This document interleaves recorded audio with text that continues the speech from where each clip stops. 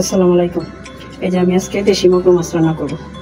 ভালোভাবে ধুয়ে কেটে নিয়েছি, ধুয়ে নিয়েছি। এগুলো দেশি মাগুর রান্না করব।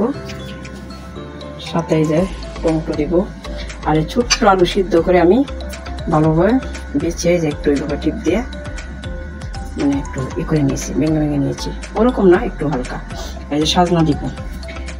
যা যা মশলা লাগবে আমি এখানে দেখাবো আপনাদেরকে।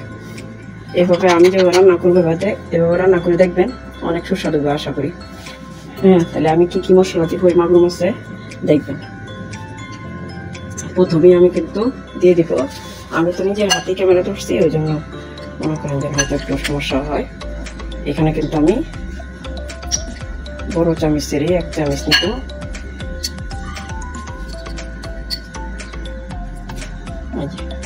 আমি প্রথমে নিয়ে নিব 1 চামচ পেঁয়াজ বাটা। এটা অবশ্যই দিব, তাহলে তরকারিটা খেতে অবশ্যই ভালো হবে।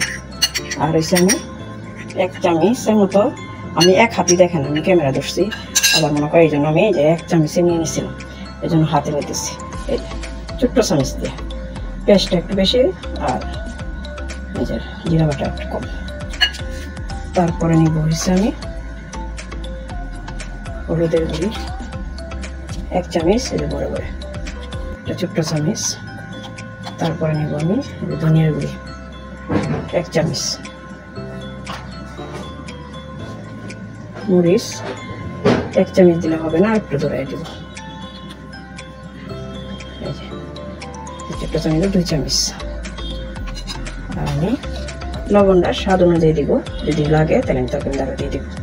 খরচ আমি 1 চামচ দিলাম। এখন আমি কীভাবে রান্না করে দেখাবো। এই যে আমি চুলায় কড়াই বসাই দিলাম, এই যে তেল দিয়ে দিচ্ছি। এখন তেলটা একটু গরম হয়ে আসছে, এই যে আমি এখন পেঁয়াজ দিয়ে দিব। পেঁয়াজটা লাল হয়ে আসলে পরে আমি মাছ দিয়ে দিব। এই যে পেঁয়াজটা আমার একটু ব্রাউন কালার হয়েছে, এখন আমি এই যে মাছটা দিয়ে দেব। মাছটা দিয়ে একটু মশলা কষিয়ে নেব,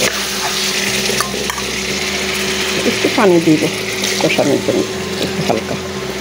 এখন আমি মাছটা কষিয়ে আবার দেখাচ্ছি আপনাকে।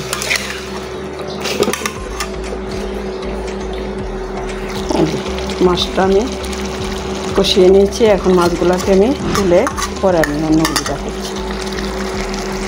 ভালোভাবে কষিয়ে নিচ্ছি। এই যে মাছগুলো তুলে আসছে, এই মাছ কষিয়ে তুলে নিয়েছি। এখন এই যে এখানে আমি দিয়ে দিব এই যে সিদ্ধ করে রাখছিলাম ছোটো আলু, এগুলি কষিয়ে নিব ভালোভাবে, ভালোভাবে কষিয়ে নিব। জানি আমি কষিয়ে পরে আবার দেখাচ্ছি সুন্দরভাবে, কারণ ক্যামেরাটা আমার হাতে দূরে নিতে হয়, দেখতে পারতেছি না। আলু আমি ভালোভাবে কষিয়ে নিয়েছি। এখন এটার সাথে আমি এই যে সাজনা দিয়ে দিব। তারপরে আমি টমেটো দিয়ে দিলাম। টমেটো দিয়ে এখন আবার ভালোভাবে কষিয়ে ফোড়ন দেখে দেখাচ্ছি, দেখতে পাবেন। এই যে আমি সবগুলি একসাথে দিয়ে এই যে ভালোভাবে কষিয়ে নিয়েছি।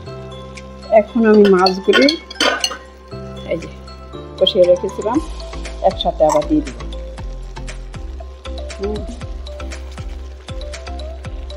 একটু কষিয়ে পানি দিয়ে দিব। এখানে সাজনা আছে, তারপর আপনি এই যে টমেটো দিয়েছি। এখন ভালোভাবে কষিয়ে নিয়েছিলাম, এখন পানি দিয়ে দেব, পরিমাণ মতো পানি দেব। একটু জল জল রান্না করবো, যেহেতু এটা ঝুলের তরকারি হবে। এই যে আমি ঝোল দিয়ে দিছি, সব কিছু দিয়ে এই যে এখন খেলে পরে ফেলবো।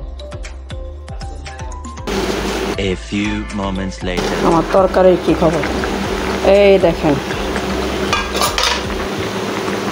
আমার তরকারি প্রায় হয়ে গেছে। এই যে মাগুর মাছের ঝোলের তরকারি, এই যে বুঝছেন। দেখেন আপনাদের কি ভালো লাগলে, আপনাদের কি ভালো লাগে না একটু আমার রান্নাটা দেখে একটা সাবস্ক্রাইব অবশ্যই করবেন, যার ভালো লাগবে লাইক কমেন্ট শেয়ার করবেন, আর এইভাবে রান্না করে খেয়ে দেখবেন সাজনাতে অনেক ভালো হয় খেতে। আসসালামু আলাইকুম, শুভকামনা রইল।